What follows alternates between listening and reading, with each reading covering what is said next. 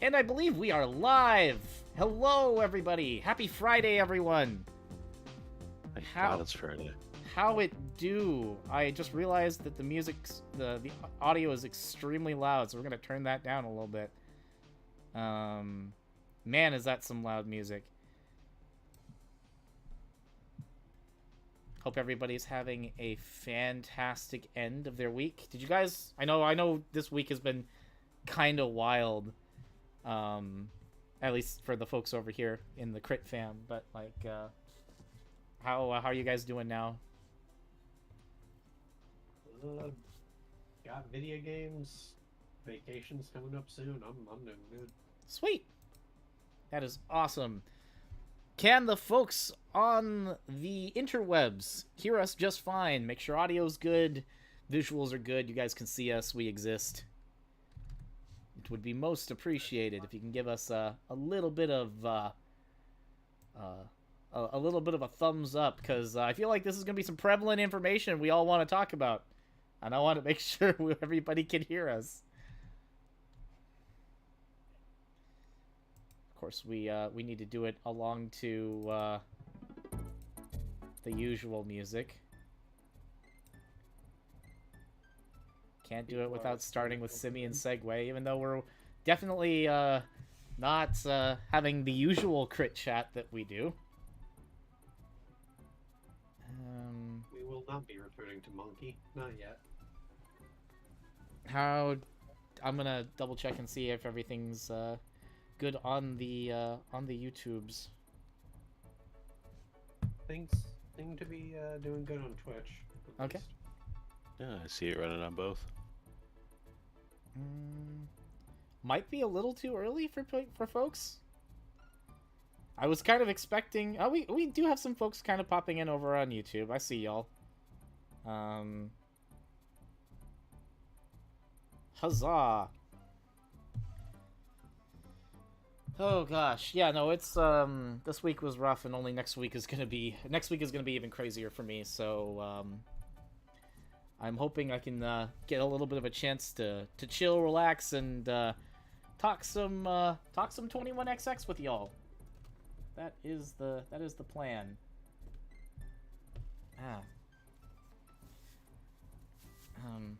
But I guess I should go ahead and preface by saying, so this is a segment that we usually do regarding other tabletop games over the course of the month in Crit Chat.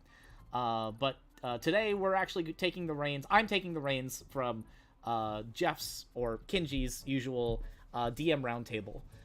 And we are sitting down and talking over a topic that has been very much requested by a large majority of our community. Specifically those who are looking to start games of 21XX for the first time. Us being developers of the game, we felt it was only right to kind of sit down and go over this little thing together. And tonight I have brought, outside of the expertise of myself, I have brought two individuals that have been working very much within the mechanical, not only within the mechanical constraints of the 21XX system, but also have been excellent dedicated operators for public games on the Discord server that we have. And also all around very engaging, very fun to play with operators that I felt could provide some really good insight for today's session. I'm gonna go ahead and let everybody introduce themselves from left to left, and I'll come back at the end. So I'm gonna start with the person to my left on my thing, which would be, I think, Ronan. So It is not to the immediate left on mine for you, so that works out then. Yeah. Hello, I am Ronan. I am the resident dice wizard. You will see me doing occasional streams. Either I'm hosting or I'm joining. I am an operator. I am a developer. I have a lot of fun in this system. Let's get into it. Here's an interesting question. And I know we're gonna kind of talk more about it, but what is your favorite kind of era or time frame in 21XX to make content for? I am a big fan of doing classic content. Not just because I'm elbow deep in it right now. I mean, you can always use more classic content, so that's perfectly fair. But yeah, no, that is cool. To the left of Ronan, please introduce yourself, sir. Hello. I am Cobalt. I am a recent addition to the 21XX team. I am an operator, playtester, general just shenanigan causer and shit stirrer. Yeah, really happy to be here. As for content, I mean, I'm only doing one thing right now, so I'm kind of biased in saying the X era. A specific kind of the X era, as far as I know, but that'll probably get talked about more as we tease it in the future. But you're welcome. You can say it if you like. I don't have any problems. Yeah, I'm. For those who don't know, I got a massive bug up my chimney and decided, you know what? I need command mission stuff. I need it now. I'm going to inject it directly into my veins. And, yeah, that's currently what I'm messing with. Yeah, that's fair. I am Sean. I am the lead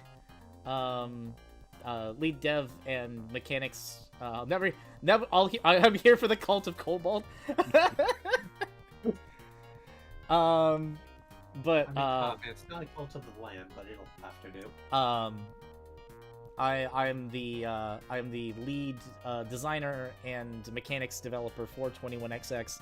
A lot of the bulk of the system's mechanics kind of gets worked around, also in conjunction with everyone else within the team. But generally, I'm the shit starter when it comes to a lot of the material within the system. Every era is basically kind of gone through mechanically bit by us, but generally I'm the one that gets the ball rolling. I start working on modules. I make all the majority of kind of the game related content as we go, and a little bit of the community based stuff as time goes on, with a few exceptions and caveats as of now. But yeah, it's safe to say that given the last 0.6 update, outside of games that have been run by other individuals on the server, I would say we three are have been like the driving force on like mechanics updates and like kind of some of the more wackier stuff that we have been wanting to test and playtest for the next several months. So my favorite era to make content for currently, that's hard. I think Legends is my favorite era to make content for. I love that game series so much. I love it to death. Mega Man X6 is a close second, and for those who know X6, you know why. But yeah, we're not here to talk about that today. We're here to help you guys out. For those of y'all who are getting interested or have not really dived into 21XX as a system and are looking to play the game with other players, running the game as an operator yourself, this is a kind of a tool guide, a tool set that will help you using the kind of the information that we provided, a little bit of information from the Foundation guide, a little bit of information that you can use from our own resources and our own experience and expertise, and stuff that we kind of ask you guys to try yourself. Because at the end of the day, we can talk to you guys about how we run our games, but you are the driving force that creates the game for your party members. You are the force that kind of incites gets inspired or is incite to work on material.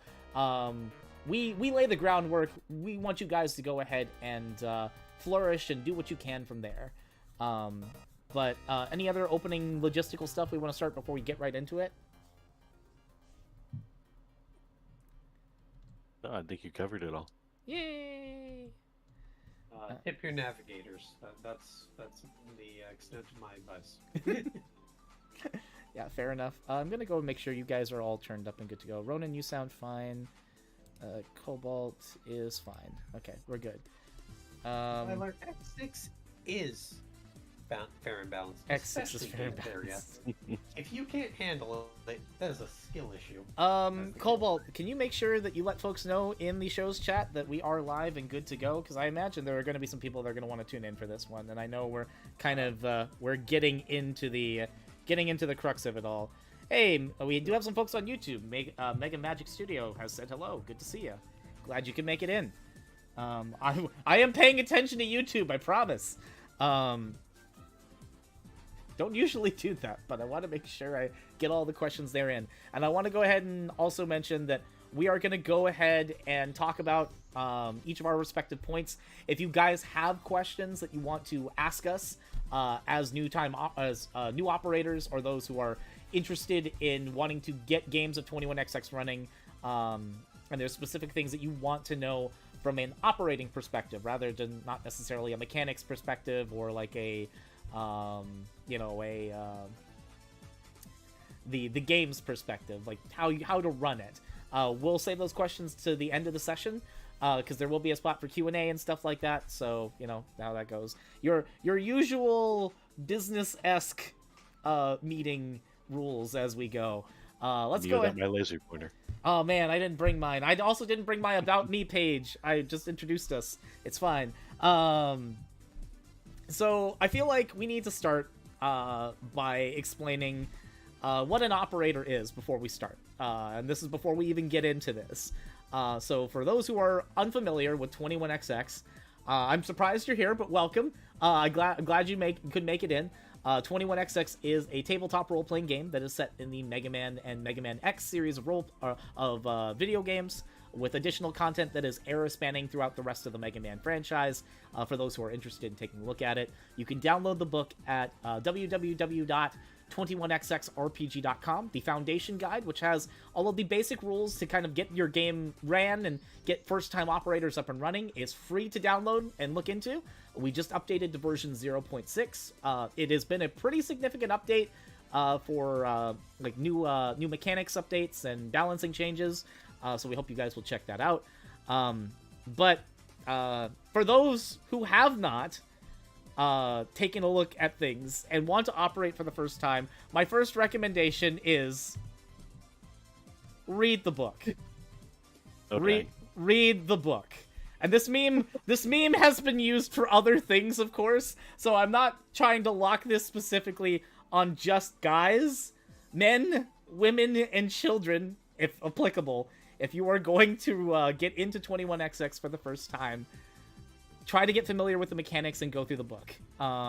If you are unfamiliar with how tabletop games work, or tabletop RPGs go, we completely understand that for first-timers. A lot of the back material outside of character creation that handles the flow of combat, and like other aspects like how your stats work, how all of your skills work, are essential to be able to learn the flow of gameplay, understanding how reactions work, just the core flow and each of the different modes, from downtime to combat encounters, narrative encounters, cyberspace encounters, stage hazards, and more. A lot of that is easily accessible within the book, with bookmarks no less, thanks to Ronan to my immediate left, being a saint. We got there, everybody. Yeah, we got there. We got That's there. twice this week, I can say that. Yeah, right. So like, this is the first step that I recommend for anybody. If you are unfamiliar with these games, take the chance and take the time to be able to read the book and understand how the game works. You will not get everything right the first time, and that is perfectly all right. That is okay. Because there's going to be instances where both your players, you as players, and then of course the operator, you're going to have instances where there's going to be either some little rules missteps here and there, or like maybe you'll miss a reaction or miss something you were supposed to pay attention to. That's all right. The benefit of you being the operator is you are in control of the flow and the story. So you can hand wave things, you can say a few things, or you can make things work in the way that you need to, or if you need to go back and take a few seconds, you can absolutely do that, rewind, work along with your players on that, and that's okay. Part of the experience of the game is to have fun with the people that you're playing with, which we'll get into as well. specifically, is there anything on y'all to my left that you guys want to say in regards to step 1? Because I feel like this is kind of important, so... I mean... I feel like we do end up having a lot... The big thing to also throw out is, don't be afraid to just have the book on hand. Yes. Because, like, I've run a few games myself, and there are plenty of times, be it stat blocks or techniques or something, where I'm having to flip between. It's like, even the most professional operator or player is going to need to consult the book. It's not a skill issue, it is just a fact of life. Yep. I mean, we all may remember that Dash is on page 255, but that doesn't mean you know exactly what Dash says. Exactly, he says. Yeah. Or that teleport's on page 281, or that wall slide wall jump is on page 283. Humans start on a very nice number, trust me on that. Yeah, this is true. Humans do, in fact. This comes from us who have like gone through this book like over the course of the last couple of weeks. So, but now you know, and now that you know, you'll retain it, right? It's fine. There's no quiz or anything like that. Like, it's just you'd be surprised how many answers or how many questions that I get that I can give answers verbatim from numbers in the book because people either missed it or they just didn't read it. And it's sometimes it can be a little bit discouraging, but I also understand that there's a lot of text in there, and there are a lot of things that a lot of material to parse. So for operators, I would recommend looking at any of the chapters beyond character creation, just kind of understanding the flow of play, understanding milestones, skills, basically that entire block of like the yellow page chapters that have milestone skills, the kind of example flow of gameplay, each of the respective encounters, damage types, so on and so forth. Those are invaluable information to kind of help you understand how the game works. And if you need a visual representation or understanding because reading just doesn't quite do it for you, we actually do have it. You guys are in luck. We do have something that we can provide to you guys. We have resources that you guys can watch on the CtrlAltCrit YouTube channel. The same place that you've got right here. We have 3 showcases that kind of illuminate aspects of 21XX mechanics in variable degrees. They also have had version updates since then. So it's there may be a few things that are that might be inconsistent as far as like damage type on certain or damage like numbers on certain techniques, or like how fall damage may... Actually, I think the fall damage thing doesn't really change. We just basically put it into the rules as proper, like in 0.6. Or like different aspects of like skills, having certain ceiling or thresholds with how things work. But each of the respective showcases that we have here show the primary flow of gameplay. Central Highway, of course, being the one that is... I think it's one of the most watched ones that we have. Having the X1 intro stage, Chill Penguin as well is a really solid one. You'll find both of our folks right here in that session, and in the Ocean Base stage showcase as well, which has 2 parts, which may actually lead to some rather a rather wacky watch, because you get to kind of experience a kind of a broad stroke version of those particular stages. Is there any moments that from these things that kind of stand out to you guys as things you think new operators should look into?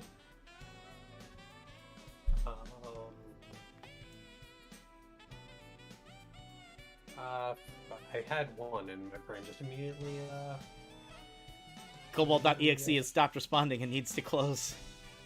Quick, somebody call Clippy. Oh no. You know what? I want to say actually the launch octopus has both parts, because Yeah. you get to see how navigators work. You Yep. get to see like special techniques, reactions, stuff like that, stuff that you probably wouldn't see. Like I feel like it's got the biggest showcase of what we can do, and I'm not just saying that because it's 2 parts. It's true. It is effectively like what, almost 5 hours worth of content to kind of look through. Yeah, and in that, we also have a great example of getting out of a combat scenario due to an Intimidate skill check. That is true. Ways that you can have other solutions outside of just jump and shoot. But yeah, no, these showcases that you can find in our 21XX playlist on our YouTube channel are invaluable. Even then, check out the other combat gems that we have, because we also show mechanics there too. There is a vast majority of material that can allow new operators to kind of have a greater understanding of how the game works if you're not there, or like if you're not quite up to snuff on reading the book. It'll give you at least the cliff notes on how you need to function with the game, I would say. I would say launch Octopus because it shows off how you can play three NPCs differently. That's true. Which, I mean, being able to showcase how NPCs is completely fair. It also has one of my favorite NPCs in there. Marty is slowly becoming one of my favorite to play. It's been pretty cool. He's sassy. What's your favorite videos out of all the ones we did outside of the showcases? Like, what's your favorite combat jam or anything like that you'd recommend our viewers to check out? I have 2. All right, let's hear it. Oops, all zeros. Oops, all zeros, yeah. Mm-hmm. It's all fucking zeros. And also the Legends showcase, because you get to see 2 supplements that would be worked on. Yep. That offer, I guess, more or less unique ways to go through the unique gameplay mechanics. I kind of cheated with that Legends Era one. I'm gonna probably do another one down the line. I just wanted to tease a few more things outside of just the usual. So, but no, I feel you. We're gonna do that again technically later in a couple weeks, but I'm not gonna spoil what that is. Ronan, what about you? Last year's Final Combat Jam, where all the winners got together to see who's the real winner. Yeah, because there's some wacky stuff that happened there. It's true. We had some wacky rules implications in that episode. And to continue some of the wacky rulings, MM3. Yeah. Hardman wins. Mm-hmm. You're going to the finals this year, which is wild. I mean, you were technically last time, but like with Hardman of all characters. Mm-hmm. Yeah, no one expects Hardman.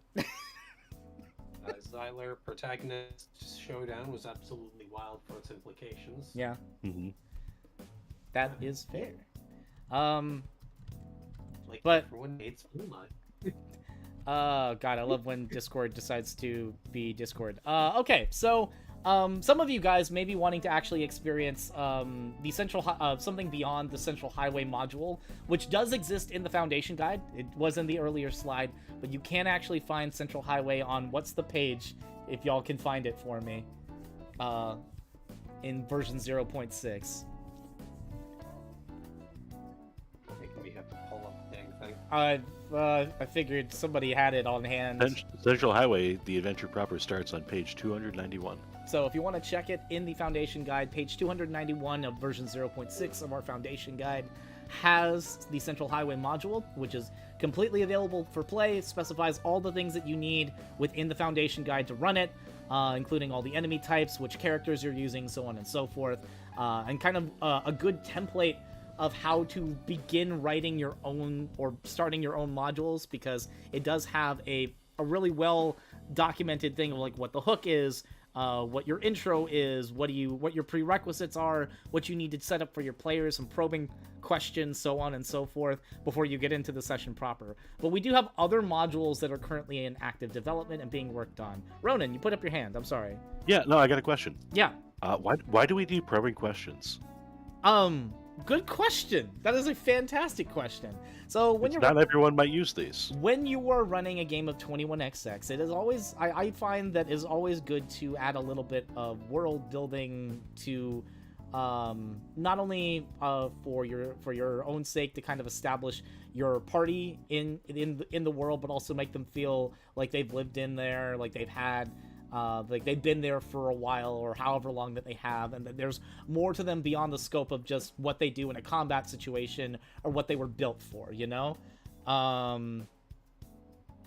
Can the game also take place in X3 through X8? We'll get to that in just a second, but I appreciate you asking that, Mega Magic Studio. The probing questions are helpful to basically establish a baseline of what your characters have been doing from a role-playing perspective. And it also gives the players a chance to express themselves before they get into the game, and it gives other players a chance to kind of see that example and see how they want to work forward with that. Because somebody's going to do it first, and then you're going to ask them some of these questions, and then they're going to answer them, and then people are going to kind of see that and be like, oh, okay, well, that's kind of fun. And you can reference those things beyond the scope of what they were just talking about. Like, sometimes we ask if characters have hobbies and what they do outside of that, and that could be referential or important to how they interact with people. It's really interesting, and there's a reason we have those questions in there in the Central Highway portion of the book. I will answer this question though. Does the game also take place between can the game take place between X3 through X8? We will preface this here for the thousands of people who have not heard this before. The 21XX Foundation Guide has content through Mega Man 1, Mega Man X1, and Mega Man Extreme. All of the content from 70 plus games is in active development. Content from Mega Man X2, X3, X4, and onward. There are supplements that already exist of content for Mega Man X2, Mega Man X3, Mega Man X4, Mega Man 2, Mega Man 3, Mega Man Extreme 2, Mega Man Legends, and Rockman Crossover. Those are the current available ones that you can get outside of a few minor supplements that exist. We are currently talking about module content, which is not necessarily, it's not the supplement like the characters, special weapons, so on and so forth. This is effectively storytelling devices to get players into the stories that the games that they want to tell. And we will be working on official modules starting out while the game is in development for the Wily Wars, X1, X2, Extreme 2, and a few more. We're not going to get into the extra ones from there, but those are in active development and will be worked on. We just want to make sure that folks are aware of them. So if you guys are starting your own campaigns and doing stuff within X1 or X2, or starting to do classic era work, you might want to check this stuff out. But no, 100%. We do have content in the X series that covers through, at least at this point, X2 through X4, with X5 through X8 still being developed as time goes on. So be on the lookout for those. Thanks. That's a really good question. I appreciate it. Let's go ahead and move on. Let's talk about first-time operators planning their game. This is going to sound a little familiar to those who may have already read this in the Foundation Guide, but this is also a really good starting point on what you want to do. So, and I'm going to lead this by actually talking to Ronan for a second, because you are one of the few people that started working original modules for 21XX. How did you decide on the kind of story you wanted to tell? What kind of led you to that? What gave, like, kind of what was the urgency? What was the game plan when you wanted to kind of start working on that? So the initial impetus for the short straw was a conversation between me and my roommate about, can you make rodents of unusual size in 21XX? Which devolved into, I just give it the nanopod armor and the devil core and quadruped chassis, and they can split, and they can... Okay, what if I take the classic trope from D&D where your first adventure is going into the sewers to kill rats and make it this? Yeah. And now you're going into a waste reclamation facility with Mets on strike and spiked pits you have to jump over, a pit you have to drain of sewage, and then a rat you have to fight. If any of this sounds interesting to you, the Short Straw is one of our original modules that will be available for download later this year. I recommend you check it out. It's a fantastic starting point for first-time operators. It's Not been only one first time. Oh, sorry. Sorry. Yeah, you're good. Not only first-time operators, but first-time players as well. Yeah. I originally designed it to be kind of like a 2-hour play at a convention session where you can get people in quick, make the characters that they're going to play, and then run through it. Introduces narrative encounters, downtime, combat, and boss encounters, as well as stage hazards. It's been one of my favorites to run also in my spare time too, or like in the public games that we've had. So it's always a blast. We run it at like other local game stores, and it got requested to be ran again over at Simplicity, so we're gonna have to do that at some point. But neither here nor there. I wanted to kind of use you as kind of the jumping off point from that, because you had a plan after you had a talk, and it kind of inspired the story that you wanted to tell using the material that you had in the Foundation Guide to make it work. And the fun part is that you didn't look at that and be like, well, this doesn't exist in this game and this isn't thing there. You did what sounded cool, you wrote it out, you planned it out, you made a damn good session.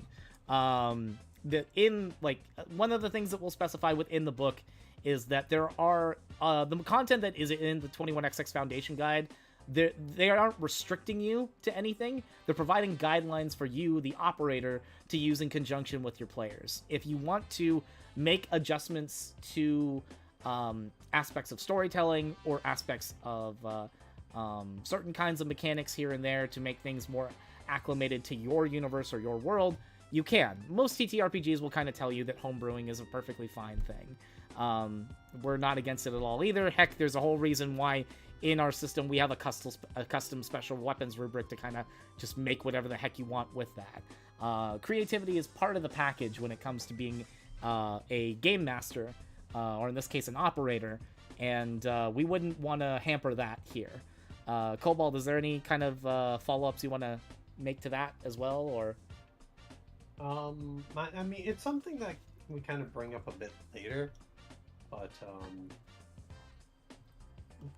if you are just trying to make a quest, like a story using a video game, like one of the existing games, which, again, we have Central Highway, we've shown off other play tests, don't be afraid to make changes. Yeah.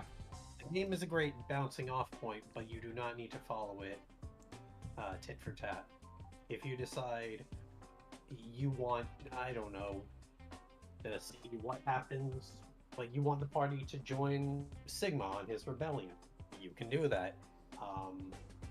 I almost want to mention a thing involving the command mission stuff that I have planned, but I don't know if I can. That one, I know what you're going to talk about, and I feel like we're going to hold that one off until we test it a little bit, but I feel you on what you're going to mention about, like, you don't be afraid to change kind of the status quo or change elements to reflect the story you want to tell. And this will actually come up a little bit later in this segment, because we actually talk about that in one of our tips portions. So hold that, put a pin in it for when we need it. But what's up, Ronan? Sorry. I say just before we move on to the next slide, just remember the Barbosa meme. The code is more guidelines than actual rules. Yeah. That is perfectly true. Okay. So, recommendation. When you are starting your first game as an operator, start small. Designing a home base for your players. Now, generally when we do games of 21XX, if you guys are playing as Maverick Hunters as a whole, you'll have Hunter headquarters, Hunter HQ. Which may have varying floors that we specify and like places that you can go. Well, making a home base for your players doesn't necessarily have to be, it doesn't have to be the primary base of operations. It can be a barracks room. It can be like an urban sprawl, an apartment, some random place where these characters just happen to all be at the same place at the same time that kind of brings their call to action. Don't hesitate to make something that better befits your group rather than what fits like a module that you're currently running. Make it as it allows you it allows you to be able to make something, make a space that's engaging and that is kind of wholly to your players. Gives you a lot of wiggle room. Any recommendations on like how you would do that, or what you guys have done in your own games? Waffle House. I mean, 4 players at a Waffle House sound like a great time. I could see it. I'll actually take something from a game you ran in playtest. The party was actually hosted in a dune on an artificial beach because they were essentially a sanitation or cleanup crew. Yeah. They had a small hidey hole there, and that kind of gave them a spot to go back to. It gave them the base of operations where they had their SEPs, they had an ice cream machine, they had an arcade machine, and they could deploy out from there. Yeah, that was a pretty good one. I do remember that. And kind of throughout that, I also then defined like with the second point, define the regions or landmarks that your players are going to travel to. So having a small home base where folks can just kind of do their own thing, a few trademark locations that your players can go to outside of the spectrum of like what your main game plan is, will kind of allow the game to feel a little more lived in. Maybe it could be stuff that's tied to each of your players, stuff that's tied to some of the NPCs that they know.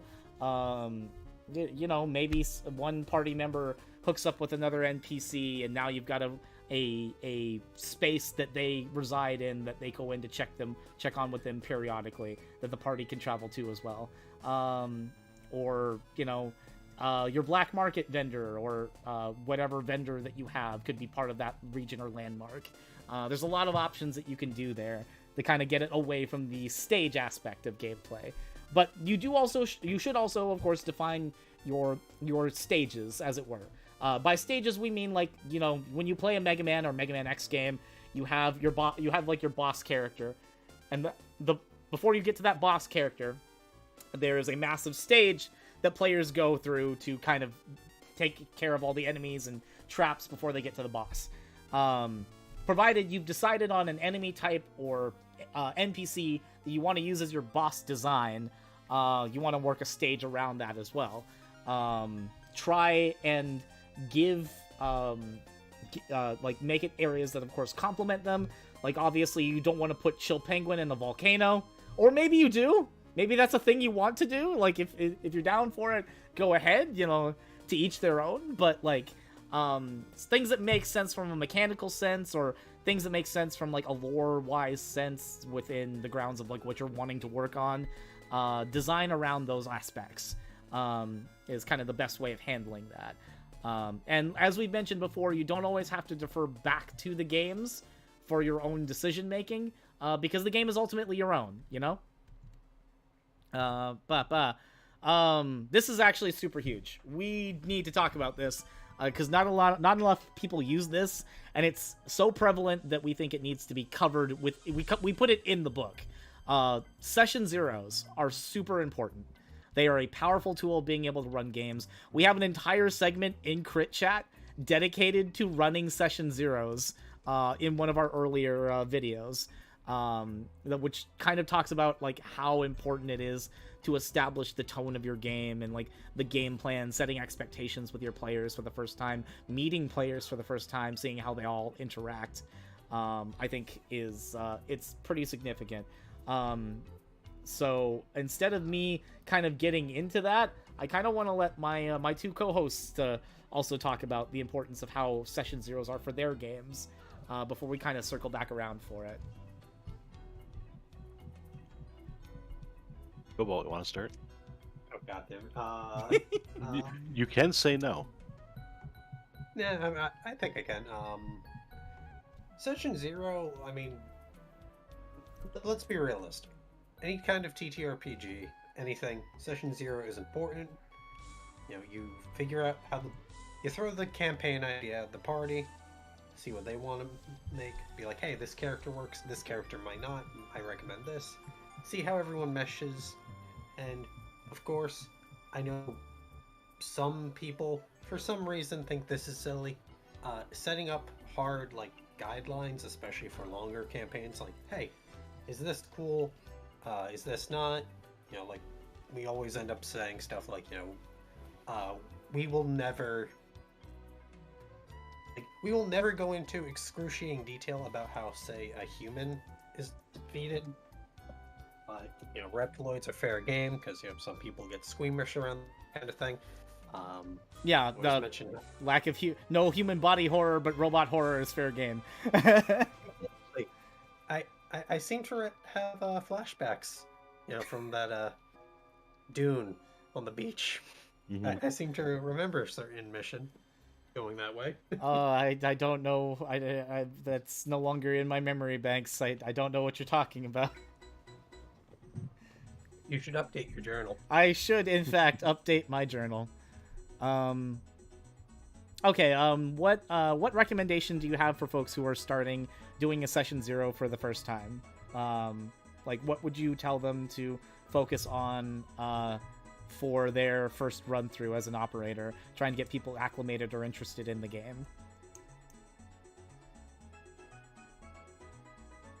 Ronan, what would you think? Turnabout is fair play, thank you. During a session 0, you want to be your own hype man.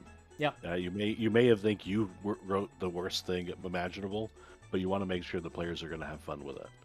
Pitch your idea, see what they come up with, make any changes to the idea, because it's never going to survive no matter what you do. Yeah. And roll, importantly, and this is not just for session 0, but for any of your sessions, roll with your players.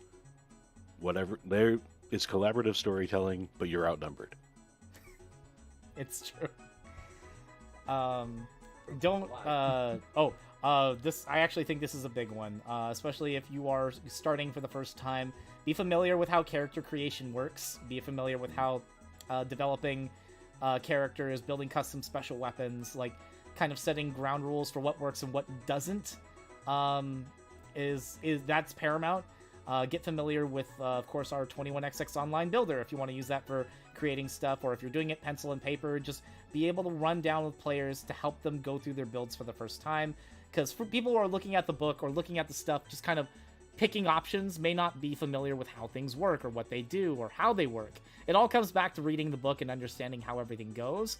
But at the end of the day, knowing how to help with first-time builds will kind of help players kind of know, like, what's ideal for the type of characters that they want to make for themselves, or maybe what might be beneficial for the kind of game that you're going through. Like, maybe it might not be a good idea to have an aquatic humanoid because we're gonna be in some type of volcanic area, all going back around to the elemental areas for sure, or like something like that. Like, try and make sure that your players can also adapt along with you, because Ronan's right, making changes to better befit the game that you are trying to run for your players is never a bad thing, because at the end of the day, everybody's here to have fun, including them. Learning the group dynamic is super key, like seeing like how people work with each other, trying to have players build rapport with each other or get to know each other in a social space, abiding that they're being respectful and not being jerks, like making sure that there is a level of respect and camaraderie at the table. It might be a good thing to have a character that's built to explode things in an urban area. I wouldn't recommend it particularly, but you do you. Sometimes people are into that sort of thing. Mm-hmm. I've got a character sheet for you if you're interested. Oh yeah. Mm-hmm. The main reason you want to know about what your characters are going to be is it's going to help kind of let you decide how you're building your first few encounters for your custom missions as you're putting them together. But don't hesitate to set certain requisites. I draw a line at colossal characters unless you're doing a kaiju game. I'm going to just say that right now. Colossal characters can be, while the option is there because there are mechanical reasons for why it is there, you do not want to have CF0 mechanoids in your party. I can promise you that. Oh shit! I want Metal Gear Rex. We're going to purge that right now, Coldball. But yeah, no. Session 0 is invaluable. I want that, and you can't stop me. Well, that's true. I can't. Maybe your operator can. What's this button? Banned from server? Nah, it's I'm fine. kidding. I'm Let them kidding. have their fun. And then And, take it away from them. Great idea. And to expound on what the book has, look up other things that can help during session zeros. Use lines and veils, use X cards, whatever can make your player accessible to your, or to make your table accessible to your players. Yeah. And if they're not comfortable with building characters, use the NPC or enemy appendixes that exist in the book. Like, you can run a game of 21XX entirely with material that's out of the box. That might actually be a fun stream. It could be, yeah. We could probably have like a baton, a sniper Joe, or something like that. Like, that'd be neat. But yeah, no, that's absolutely something that you can do. It does specify in all the enemy appendixes that you can tells you the build point cost of how much it costs to make that character if you were just using material from the book, so you know how much BP you have left to build with parts remaining if you want to do it that way. Or of course, if you're playing Classic or X era, the option to have a player play as Classic Mega Man or Mega Man X is in the book. Some operators may decide the mileage may vary as far as other NPCs, and that's perfectly understandable and acceptable. There's a reason why they say they can only be played by the operator. I wouldn't generally recommend an X era game with any version of Zero as playable by a player character, unless you're doing wacky stuff like our Oops All Zeros game or something like that. There are going to be instances where you might want to play around or mess around with NPCs. Just work with your play group. Like if somebody is really keen because they bought the Mega Man 3 supplement and they really want to play Top Man, don't dissuade them from that. Let them have their fun. Work around it, because there are plenty of ways to do that. I don't know what we're talking about. It's fine. I'm just making a reference. So you're starting your first mission. When you're going through or kind of running through or prepping your material, we have kind of a run through of like different things that you can start with. These are suggestions. Again, like the book, guidelines, not restrictions. Do what you want or do what sounds good within the semblance of your story. But we have kind of seen these as we provided these as early, like, kind of ways to kind of get your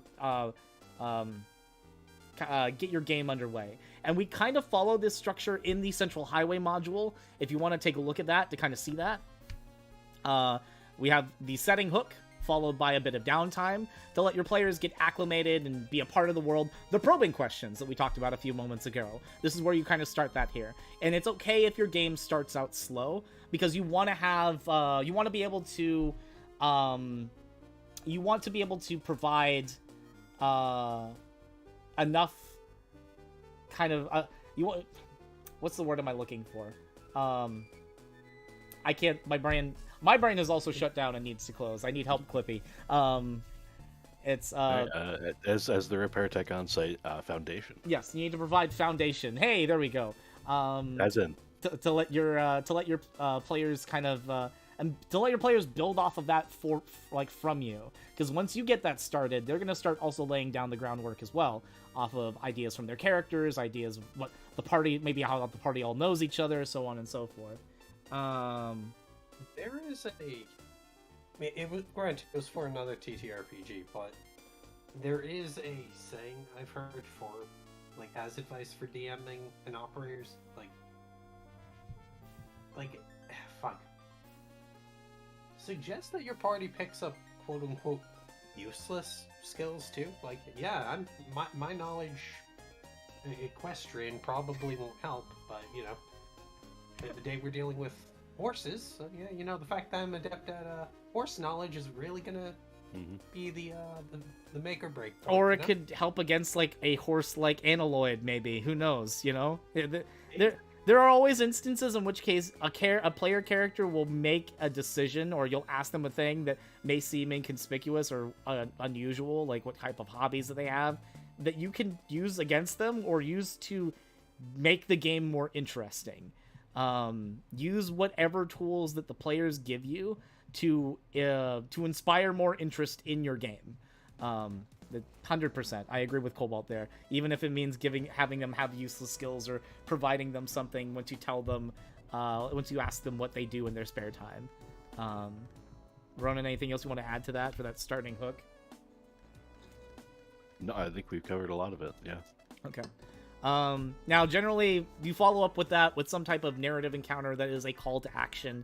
Generally, if you're doing any of the modules that we do, they're kind of like based with the hunters. We usually have a briefing with some of the main characters that kind of get you acclimated to what the situation is going to be.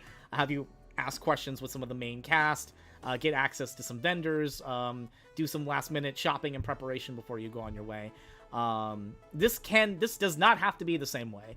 It could literally be like the call to action could be like the situation is spiraling out of control close by, or one of your NPC friendos is currently under attack, or you're like a block away or 2 blocks away from the carnage, and you can just see it overhead, and the party's all dashing to it. It can literally be anything. Just something that allows the characters to understand what's the inciting incident that's leading to their stage, and give them a chance to kind of collect themselves and meet each other if they haven't already before they get into the session themselves, like the real meat of what it's going to be. It's kind of the lead in from downtime to narrative should kind of feel seamless if you can make it happen. But it's okay if there's a bit of a separation between it, so that way players know. That's perfectly fine. Mega Magic, I will answer that question for you close to the end of our session, if you want to hold that one. That's an interesting question, but I'll give it to you. Wow, somebody is we got some wild posts going on in the YouTube chat right now. Other things that you can have going on in your first encounter: a starting area with potentially with varying cover, and a single combat encounter to let your players learn or kind of get used to the mechanics of the game. You should kind of expect that when your players are sitting down for the first time, they have no idea what an action and reaction means. They don't know what their 6 stats do. They don't know how these things work. And unfortunately, I would like to hope that most players have taken the chance to either read the book or check out some of our videos or something like that. But it's never always the case.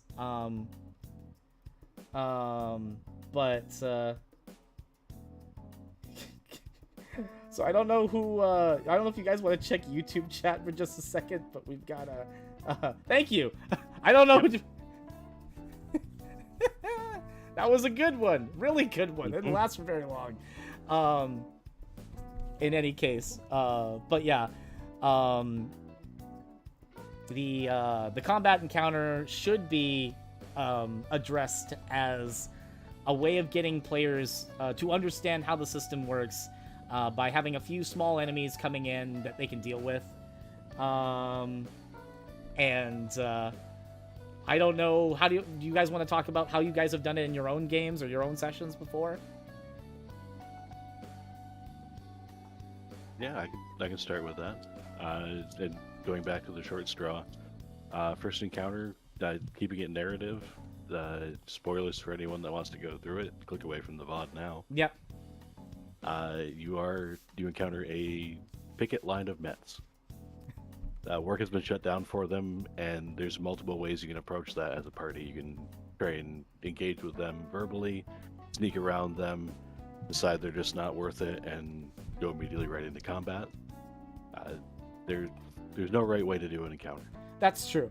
I do specify a combat encounter, but you don't necessarily have to use that. Some people may want to engage with the game in a way that makes sense to the Mega Man games themselves, and combat is usually one way of handling that.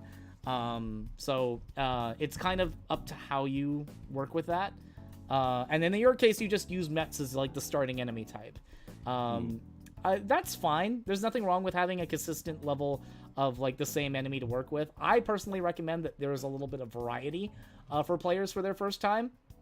Like, give them like one. If you want to have one or two of the same thing, go ahead. Have like 2 batons and maybe like a mega tortoise or something. Something that kind of something that handles like siege or like heavy attacks. Something that is defensive or fast.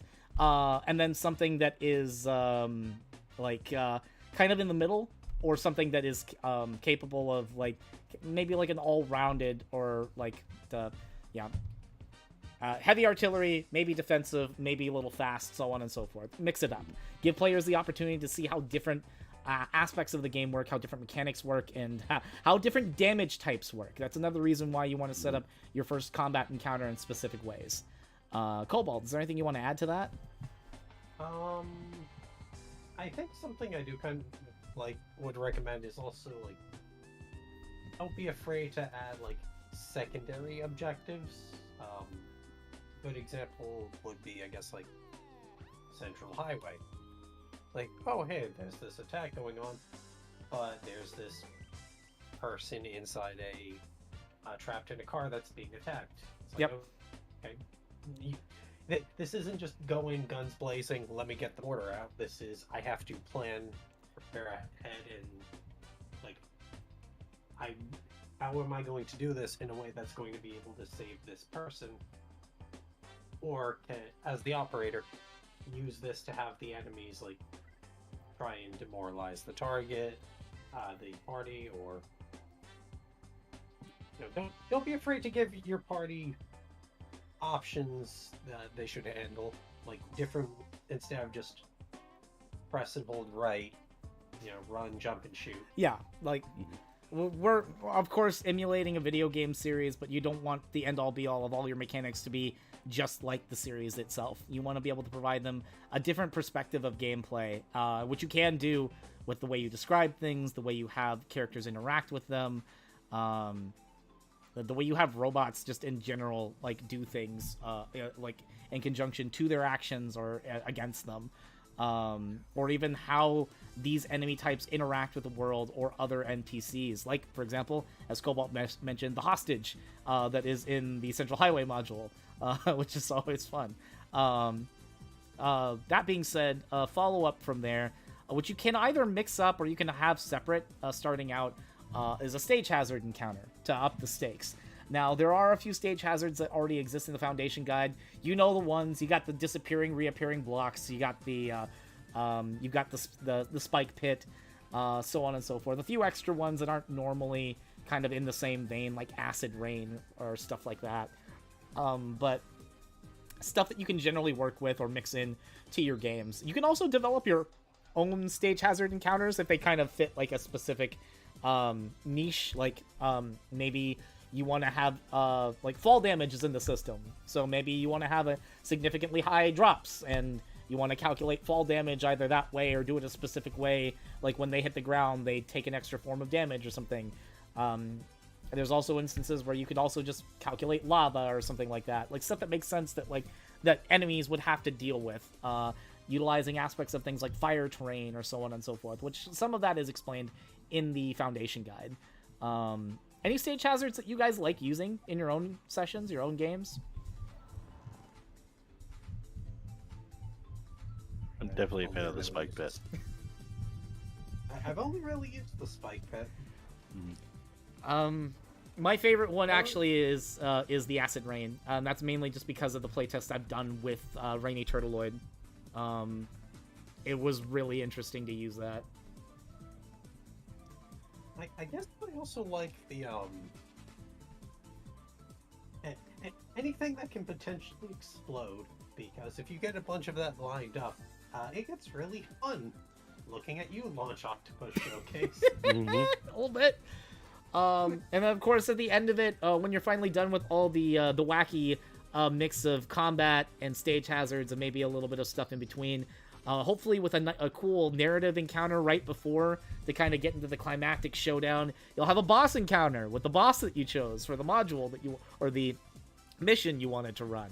Not every boss encounter is probably going to go the same way, especially on the basis of the type of characters that you have. It is not a bad thing to outfit with outfit material for your bosses to give them advantage on things that some of your players may be relying on or manipulating. It is not a bad thing to try and strip some of those tools away from your players to let them think outside of the box and try something different. There's a reason why weapons have core threshold pools. You can destroy them, which is a thing that not very many operators do. But I definitely recommend at some point, using Launch Octopus as an example, absolutely have Launch Octopus perform a charge a few turns, dodge a few times, and then do a full round homing torpedo called shot targeting a weapon type in particular. I'm sure that'll go great against some players.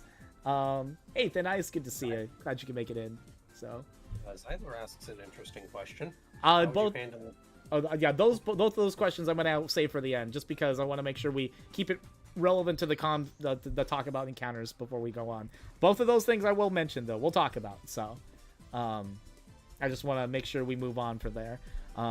Is there anything that you guys want to kind of go with, or like talk about with these ways you would handle these in your own way or differently as opposed to what's written, or? Nothing from me. Yeah. Don't be afraid to monologue as the...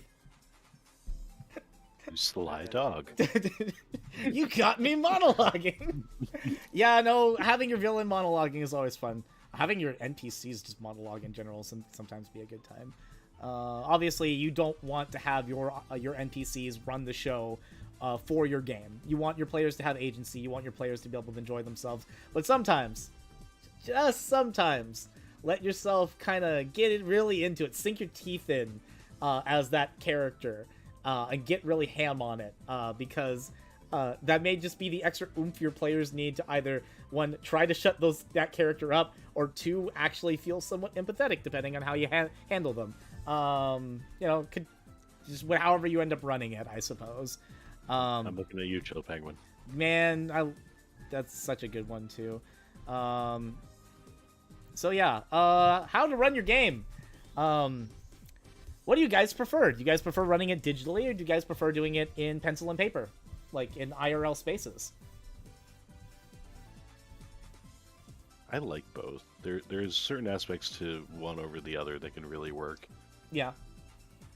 Being able to have your rolled up mat that you're bringing down to the game store, or spending the entire morning setting up for an adventure in tabletop for that afternoon.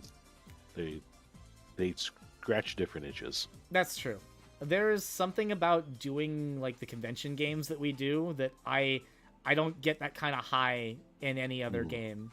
So that's why, like, when it comes to that, like, pencil and paper aspect, I enjoy that too. But I also 21XX, as it's been in development and kind of predominantly been like a digital platform release, being the fact that the PDF is released digitally and does not currently at this time have a physical book, I become more focused on the online like aspect of it. You can do this game both ways. In fact, I actually recommend trying it both ways and seeing how the experience is for you guys. It can be very different in both respects, and they can both be just as rewarding.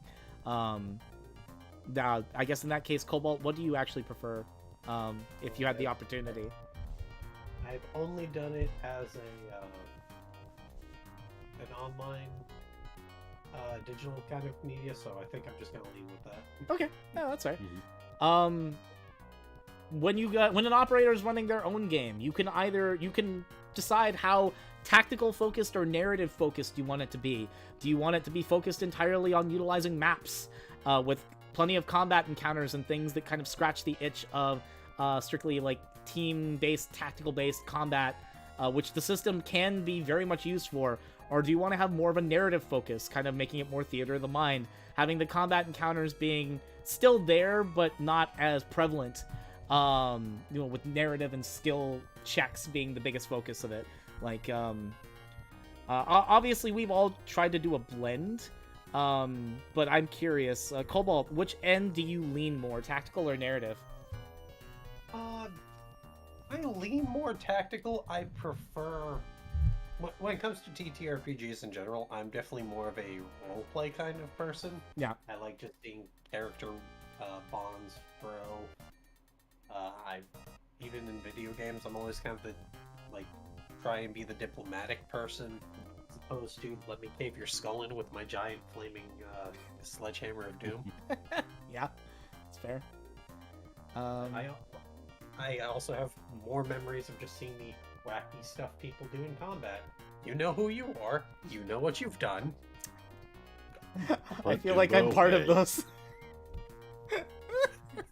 A little bit. A little bit, yeah. Ronan, how about you? Tactical or narrative focused? I try and split it down the middle for things I'm running. I try and give equal parts, but I will admit I'm definitely more tactical leaning. Yeah. I started narrative focused, but the more I get through with this, the more tactical I become as time goes on. If I'm running a game entirely on my own, I want to give more narrative options than I do like team-based or tactic-based stuff, but I always want to make sure that that's accessible for all parties.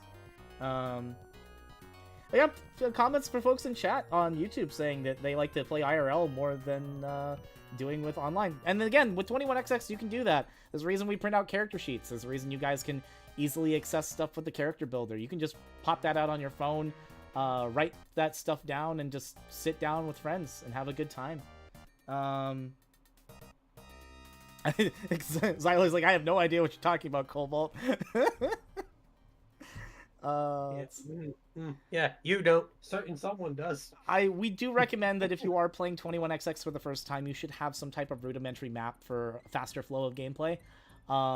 It'll help your players know where everything is. It'll help you know where everything is. Be able to figure out kind of where your characters, everything goes. 21XX utilizes square-based grids rather than hex-based grids generally. It does specify all that in the first chapter of the book of what you generally need to kind of get that for your table space. And we'll personally say that in our prototyping and our playtests, we have utilized Tabletop Simulator to run our games. It is not the end-all be-all. You do not have to utilize that whatsoever. You can go to any other virtual tabletop material if you're running online and do that. You can do it via Roll20. What was the one you used? Owlbear Rodeo. Okay. You could use Foundry. You could use whatever kind of works within the grand scheme of what you're wanting to do and what's comfortable for you to play with as an operator. You can run with. And if you just prefer to just sit down with friends with pencil and paper, hell yeah, do that too. More power to you. This game is very different when you are in a pencil and paper space, because those die rolls get a lot more exciting when you're watching the explosions go up and down. That was actually probably one of my favorite parts, is watching a crowd go wild upon a Civic Buster explosion or something like that. That's it. There's nothing better than that. There's always somebody at the table who's tracking positive and negative explosions. Right. Which I mean, good. You need that, because sometimes you don't always get the chance when other things are going on at the same time. I will say that if you are going to run your first game, my personal recommendation, try to keep it to no more than 4 players. That is where I would keep it. Keep it at the sweet spot. You can even do 3. I actually think 3 is actually a really roundabout good way of doing it. 3 player characters and 1 NPC to round out your group is very solid. It keeps the game tight knit. It keeps it engaging. It keeps it fun. But 4 is also very good too. I think 4 is if you are doing a long-term campaign, a group of 4 is just what you need. And it's kind of a vast majority of a lot of the mechanics or a lot of the modules that we write are kind of built with 4 to 6 players in mind. 6 kind of being the overkill, 5 generally being the middle or sweet spot, and 4 being the place where the challenge is going to be. Which is why in a lot of cases you have in the X1 games, we have 5 players, the 5th player being X as your proxy party member. So, when you have 5 players in X, it gets a little bit easier. And when you have 6 players in X, you have activated easy mode. Congratulations. You have 6 players, because X doesn't get to do a goddamn thing. Yeah, that's generally how it goes, and that's all right. Hey, Spam, good to see you. I haven't seen you in a while. Here's a couple of extra important tips that we think would be good for operators as you play. And we talked about this a little bit earlier, so I'm going to go ahead and bring it up again here. Don't let the source material determine the meta or the history of the game as you put through. The world is yours to create. We have some questions in chat being like, hey, how would you handle being a human who's a maverick hunter, but they're not really a mechanic? Or what if they're fighting alongside other hunters? Or how do you handle player characters that have become traitors to the hunters? Well, the good news about you running your own tabletop game as an operator is that's your call. That how you plan that is entirely within this realm of the story that you're trying to tell. If you're a player, that's obviously something that you work out with your operator. If that's part of the character you want to design, the character you want to create, and it works well within the vibe of the story, your operator is going to work with you on how to make that the best it can possibly be. Sometimes there are games where Mavericks aren't really viable because you're playing a hunter and freelance game, and that's fine. Save your Maverick character in your back pocket. Sometimes humans are really not, humans are a little squishy, so it may not be always viable, but there are games, I can't tell you how many games I've played with human hunter characters, either not necessarily mechanics. In fact, Ronan, I think you and I both played with a player character that was human in a game very early on in some conventions. So if it's the same one I'm thinking of, yeah. Yeah. Yep. They played as a Zeroth unit member, and their backstory, they had hefty cybernetics because their backstory was they lost their family in a Maverick raid, and they just happened to be related to a specific human NPC that we'll not name names for, completely by accident by how they wrote their character's name, and we all ran with it. So he's like, he basically got to work along. It was not your quintessential like ideal character build, but we all had a good time and people enjoyed themselves just playing with this character and having this experience, because the human element in the Mega Man era is fascinating if you've never ran with it. It's not always prevalent and not always seen, but it's something that you should experience in your games and allow your players to experience too, because one, it adds a layer of actual stakes to your games when humans are involved. Because, you know, that it's bad news whenever humans go down. Whenever Mavericks take care of that, or when there's real death, like, that's bad. And it's something that it's good knives that you can twist into your party members. Good NPCs that you can use, that you can toss into some type of dangerous situation and have your players try to save them. Or have good human party members that... you know, they may be a little weaker from the resource pool spectrum, but they are still invaluable characters and may actually show a lot of your Reploids and Analoids, like how important the human element is to the Mega Man universe. Don't ever hesitate to kind of let that be explored. Both the players and operators. Have fun with it. Number 2 is the biggest point, and nobody pays attention to this. There's a little portion. I need the page number now for consumables, because I want y'all to look this up and not forget that this exists. 105. Page 105 of the version 0.6 Foundation Guide has a list of consumables. They exist for a reason. Do not hesitate to use them as drops from enemies. They're used as drops in the Mega Man games. You can get life energy capsules off of the gunbolts that drop in Central Highway. Or weapon energy capsules for that matter. Don't hesitate to top players up when they've taken consistent damage and you want to make sure they can make it into the end, or you want to make sure they have a little bit more ammunition before the big boss encounter. Give them hypercoolers if they keep losing to burn. Give them ways of being able to disrupt, like clear vision to disrupt interference, or blind if they're struggling against jammingers or something like that. Give them the means to be able to outfit themselves if they did not get the opportunity to do it themselves. You don't always have to do it. Obviously, you want to make sure that there's a level of difficulty that you can build tempo with and control. But, use consumables when you can, and don't hesitate to make your enemies use them themselves. There's a reason why in the Foundation Guide, in the Central Highway stage, it specifies that Vile does actually have consumables on him. He will use them if needed. He has no qualms about healing himself up before he murders you. It's just how it's gonna be. So, like, don't hesitate to use that. Heart tank, yeah, that as well. Making sure that your, the enhancements are, like, the quintessential Mega Man X enhancements, like heart tanks, which something you can put on the map, are very useful. Don't hesitate to put them in stages. Obviously, if you're doing your first stage or intro stage, you probably don't necessarily want to drop heart tanks there, but, like, you know, as you go through your campaign as a whole, don't hesitate to use the material that's, like, kind of quintessential there. If you're doing kind of like an alternate universe thing and you still want to have, if you have an X player and you want to give them the armor parts, go nuts, have fun. I actually had I had an AU game that we ran at home, where Autumn was running it and she put in the second armor parts just casually when she felt like it. And like, oh, okay, that sounds fun. It's a good time. Give me that double charge buster, please. I'll make my colossal armed battalion unit and no one can stop me. I mean, hey, if you're the operator, you do you. Any things we want to talk about, like those first 2 points as far as like consumables or like the source material? I keep having my brain just short circuit.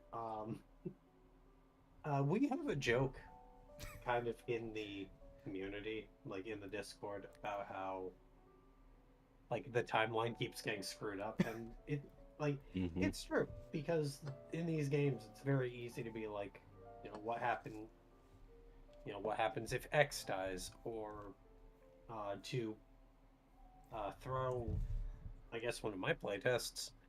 I did one that was the abandoned warehouse where, you know, Zero and Sigma fight, and Sigma is supposed to be infected with the Maverick virus. The party decided to take a little bit off of the top for Zero, and by that I mean shoot his head off, and we had a timeline where Sigma never went Maverick. No, because one of your other player characters got infected by the virus instead. Yeah, but you know, even they didn't. Vile basically decided, screw it, I'm gonna go do my own thing. Yep, he did. Which, I mean, he would. That's Vile for you. Yeah, when we always say, like, you know, don't let the source material determine the meta. Do whatever, just do the heck you want. Like, maybe have like a thing where X goes Maverick, and if that's the case, may God have mercy on your soul. Yeah. Your DNA soul is forfeit if that ever happens. There is there's a lot of directions you can take your game, and you don't necessarily have to follow the established canon. You do what sounds fun to you. Make your own AU if you want to. And if you want to follow canon, more power to you. Good luck having your players do the best that they can to do that, and when those state changes do happen, roll with the punches. That's part of what makes 21XX very interesting, especially being one of those established canon games that exist out there. Cobalt's right. The main joke about the canon is that there is no canon. We throw it out the window all the time. We have a lot of fun with it, with doing so. There's a reason why we have like time travel supplements in the system, because maybe you want to go explore other things with different characters in places you wouldn't expect and see how they all interact with each other. Point number 3 is very big. Sensory checks can be used for more than just spotting enemies. Sensory is not only used, obviously, for sensory sight, sensory auditory, and sensory textile or touch. Sensory sight can be used to identify changes in physical, like, demeanor or body language, or the way somebody talks, or the way somebody, like, you can use that as kind of an insight, a sense motive, if you will, which makes things more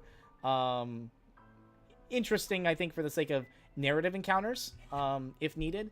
And because of the fact that you can also use sensory textile, like, or sensory auditory, these should be probably more prevalent in games. Like, because you have people that are going to be like, do a group sensory check and tell me what's going on.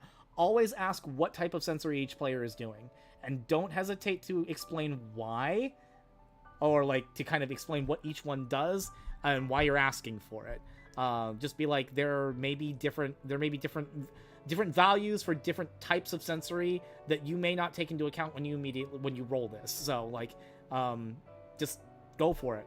Give your players some different things to kind of engage themselves with by trying different things.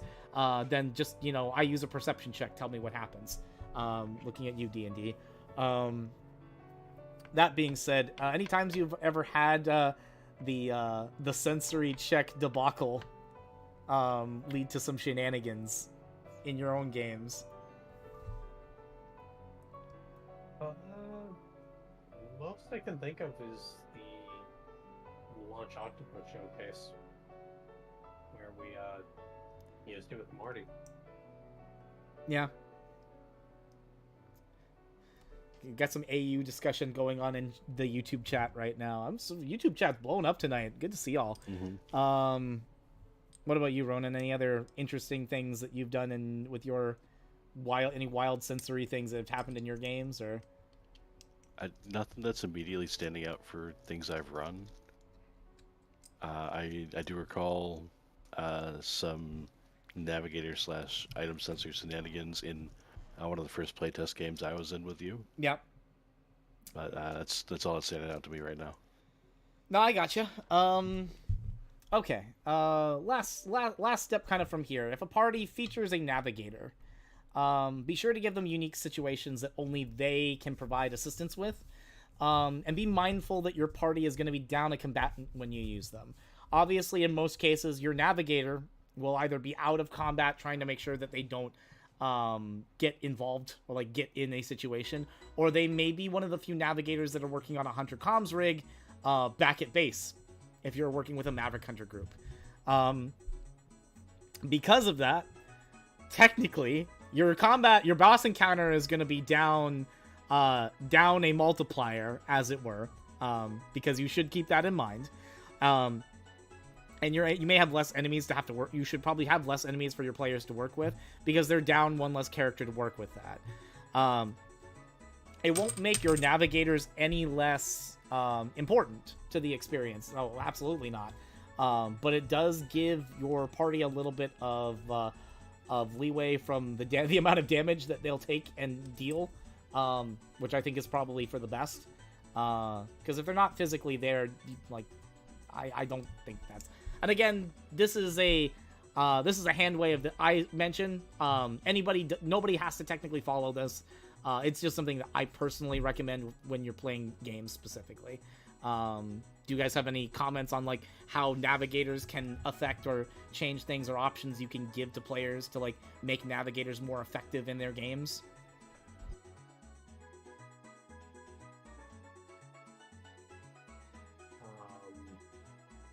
Don't be afraid to remind them that they are, just because they're not on the stage doesn't mean they're particularly safe. Mm-hmm. If the enemy has a decent enough hacker, congratulations. Uno reverse card. Yeah. That's pretty true, yeah. Mm-hmm. Any interesting situations that you put your navigators through whenever you run games, Ronan? I always, if I know I have a navigator, I always try and give them a pivotal point where they can interact. Something that may not be obvious until a sensory check or a piece of the stage explodes, but something that they can interact with that even sitting in Hunter base can turn the tide. I like that. And I think that's a good way of handling that. It provides them like a level of focus, a level of control that they have over your module, which, I mean, some operators may not be too keen into that, but I think it makes it more engaging for the group, and it allows them to literally it's a good pat on the back when a navigator does really cool stuff, because players love that. Dude, that's one of the, honestly, I think some of my favorite moments, just even in playtesting, has to do with navigators, to like just helping out. Some of them involving some of the NPCs, with like Carol, for example, or my favorite NPC to go to, Ambrose, who doesn't want to do work but will do work anyway. But yeah, no. Let them hack the magnetic crane. The amount of times I've had Ambrose say, "Oh yeah, just go Weast." Look, West is a very important direction to go. Mm-hmm. So let's talk about some closing thoughts. Let's answer some questions. I guess I did answer about like the human character stuff. The what do if you're how do you handle traitors? I mean, the 17th unit exists to take out traitors, so you know what's gonna happen. X is coming after you. X is in fact going to give it to you. He is in fact going to give it to you. Yeah, you stole my joke. But yeah, no, I'm opening the floor to folks both on Twitch and on YouTube chat. You got any questions, any thoughts you want to talk about, anything in particular you want to bring up? Now is the time. I'm opening the floor. Well, in the meantime, while we're waiting for those to come in, let's talk about how we've kind of changed and evolved as like not only as like GMs through playing this game, but also as just like as players, just kind of going through this system, kind of seeing the ups and downs of it, the ebbs and flows. Ronan, I'd like to start with you if we could. Yeah, my first foray into 21XX was actually as a freelance cyberspace hacker before we had proper defined cyberspace stuff in the book. Yep. So I started off at a very hard point and only kept getting crazier from there. Yeah. The being able to evolve my play with the system as it's coming out has been a lot of fun. Being able to test different things that were interests to me. I may never have made that colossal met like I said on the first stream I ever popped into. But there's been ideas that rival it. The Met Gigant will show up at some point. We know it will. But yeah.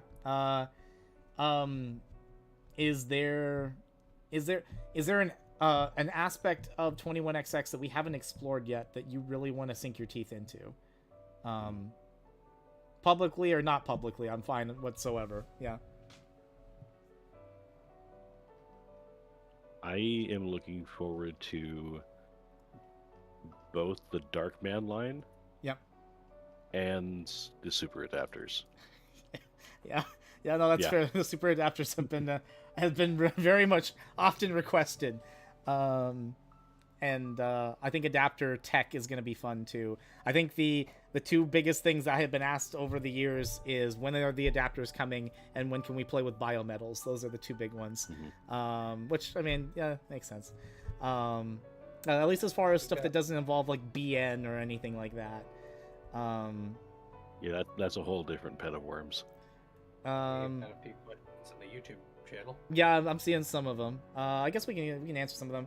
What unit in the Foundation Guide would you consider the best humanoid grunt? As of 0.6, it depends. Obviously, it depends on the era. The best humanoid grunt in the classic series, bar none, is Sniper Joe. I actually think Sniper Joe is still strong in the X era if you're using it. Armor soldiers now having busters makes them a little bit more scary than they used to be. Because they have civic busters, I think, as of like 0.5.1, so I think they're pretty solid. You're asking specifically for like humanoid types of enemies, and I know there's not a lot of them in the Foundation Guide. You know what? What's my favorite humanoid one? Cragman. People should use Cragman more. Cragman's great. Want to use Cragman? Stone Man or Stone Body is a great technique. Use it sometime. Let's see. Any quick tips on creating an enemy, particularly a boss? Treat your bosses as if you are creating player characters. Make sure that they have the same kind of defined limits on BP value. You can maybe go nuts on like one extra thing, or give them a little extra info, or like a few extra skills here and there. But make sure they follow the confines of like the rules that we have established. So that way they don't overwhelm or overtake your party members. Honestly, if you're running a game, if you're making a custom game and like you're making your own custom Analoids or like Mavericks or custom Robot Masters, go nuts on the special weapon creation. Like the sky's the limit. Make stuff that, of course, your players are going to be able to actually use with that won't steamroll your entire game. There's a semblance of balance you kind of have to think there. And we try to make sure that you have the special weapon tiers as like a way to understand like how that works and like the effectiveness of what charged and uncharged abilities do. Some of them having varying degrees, and some of them having recently been rebalanced. I'm looking at you, Shotgun Ice. But like, use those templates to help you kind of figure out. Use the special weapon rubrics. Use those templates to help you kind of figure things out. Is it okay to water back health pools in order to move things along? Yeah. Yes. As the operator, if you feel like the LE pool is a little bit too much for a first time group because they don't have the firepower or the outfit to make it work, I would recommend it. I would refrain from increasing or from reducing the CT pool as of 0.6. I would keep the CT pool high to give players a chance to actually utilize their slashing weapons to their full potential.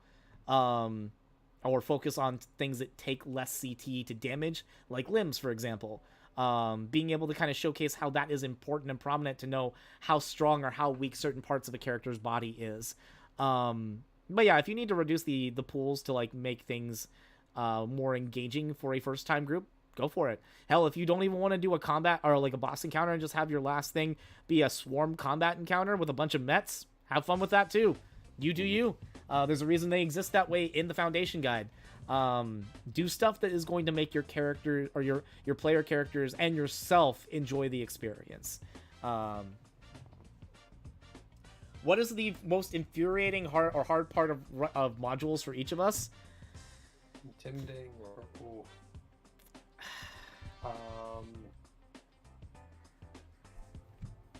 I mean, I could take this if you guys want. Yeah, go ahead. You just recently wrote a module, so. Yeah. With that, it was.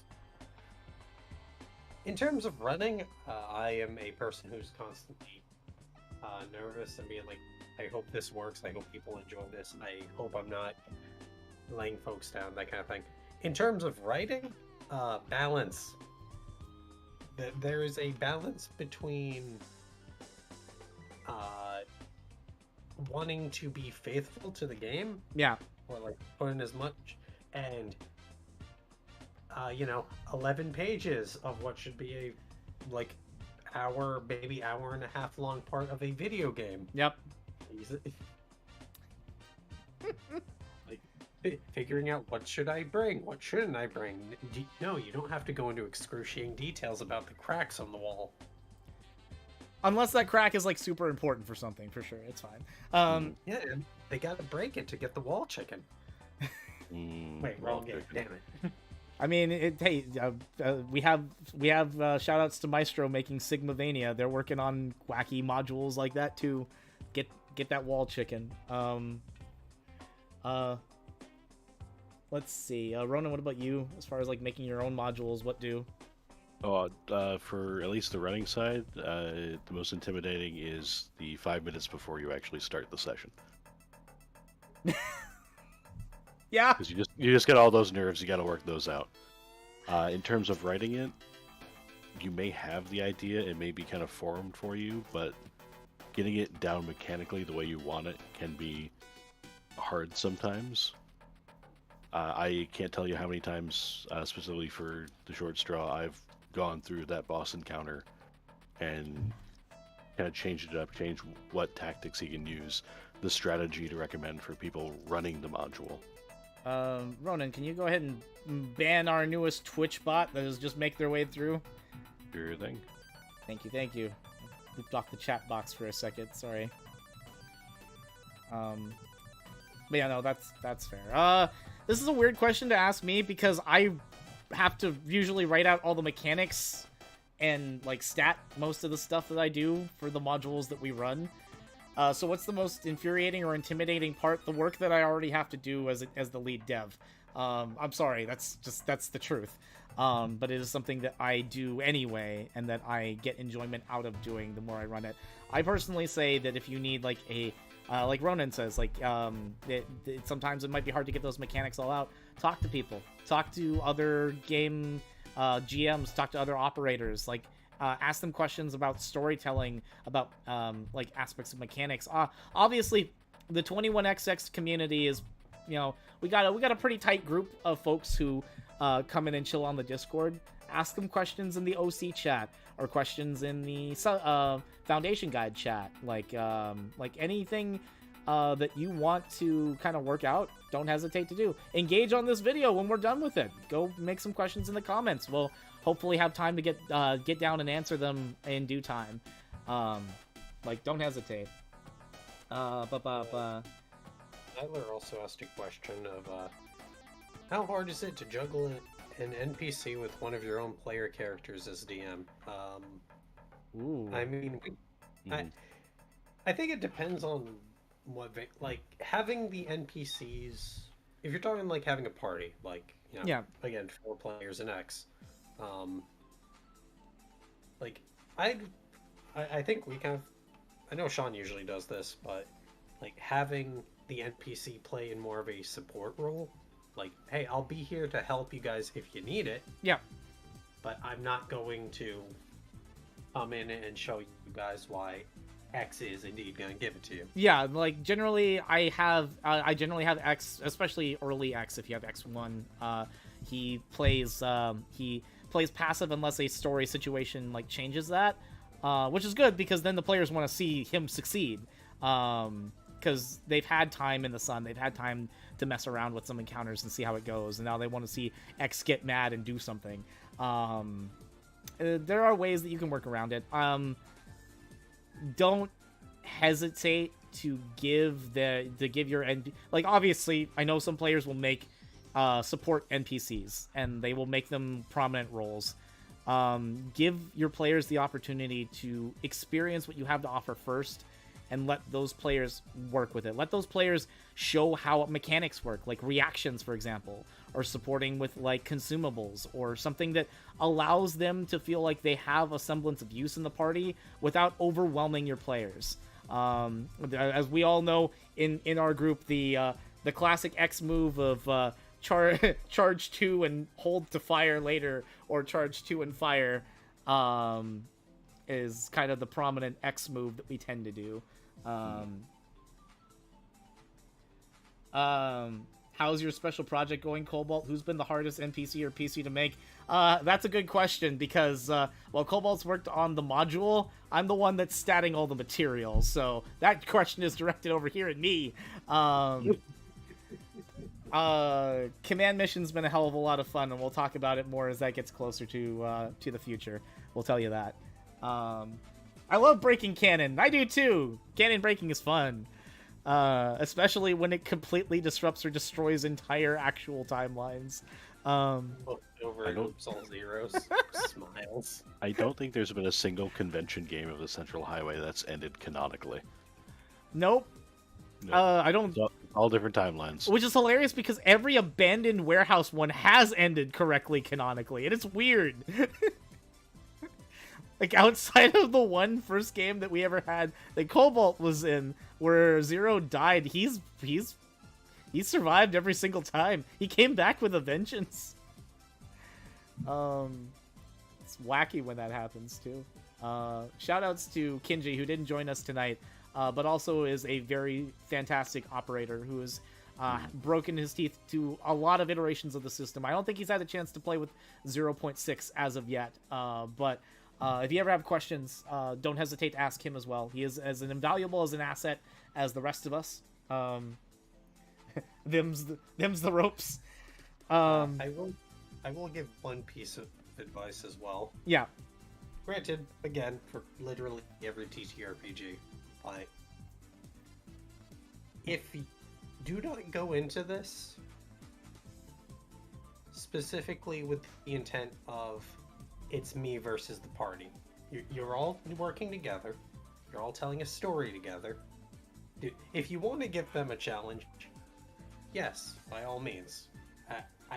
To use an example, the Launch Octopus one I ran. I wanted the party to have to struggle because, like, hey, we were showing something off. I want the party to have a somewhat difficult time. But if people are struggling and things are like, oh hey, the party looks like they're gonna wipe, don't be afraid to obviously step back. Don't try to violently murder the party. Or just don't get angry when it fails. And Zyler has an interesting question. One of the first games that I ran on the server was a Haunted Castle module. Oh, you mean Autumn's module? Is that ever going to be remade in the current system for use? Good question. It was fun. I had an interesting time with it. Likely not anytime soon. We do actually have plans kind of within that era of the classic, or of that portion of the classic era that we're going to focus on, but not as of this time. Probably be later throughout this year or later next year. I can't tease all of the stuff that we've got going on. I know we've already kind of mentioned Wily Wars for a little bit, and very early work on Command Mission has been talked about. One of our earlier streams, we kind of spoiled the fact that Battle Network content is in development with a planned release within like the next 2 years or so. The pipeline is huge, and the pipeline is still continuing to be worked on. Man, if you guys knew what we were doing next, like with the big start of April, you guys would lose your minds. There's some stuff that I've statted this week. And I'm judging you silently. I'm excited. I'm actually really hyped for it. Which, yeah, in this case, I think this is going to be the point where we actually sign off from here. So I hope the information that we have provided has been invaluable. If you guys want to check out more of our 21XX showcases or our combat jams, you generally run them at the first Friday of every month. We do have a special one planned for April. It is a few days away, or a few days past April Fools, but we're still going to keep the April Fools shenanigans going as we have an April Fools episode. I think some of you guys may know what we're planning, or may have some ideas. But for those that don't spoil it just yet. Let them figure it out. It's gonna be great. It's gonna be, oh god, what am I gonna say? It's gonna be a roar of a good time. A roaring good time, if you will. You just wanted to know because that was your introduction to the 21XX family. I appreciate that. Yeah, and sometimes it's always good to kind of have that over again. I appreciate. To the folks on both Twitch and YouTube, thank you guys for joining us. Don't hesitate to post more stuff on our Discord. If you haven't joined already, please join the CtrlAltCrit Discord and be a part of the conversation with 21XX. We'd love to have you. Your lips are sealed. Yeah, much appreciated, guys. And yeah, next month's Crit Chat, I don't know is on the docket yet. I don't think we have anything figured out yet. We'll probably post about it beginning of April. Unfortunately, I can't really check right now because if I do, it's gonna... I would say I'm taking a look to see what we got once I hit the right buttons.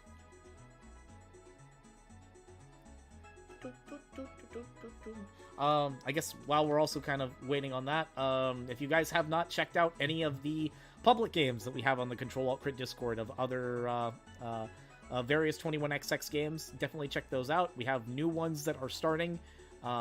Players have signed up for them, but we may have a few slots open for some.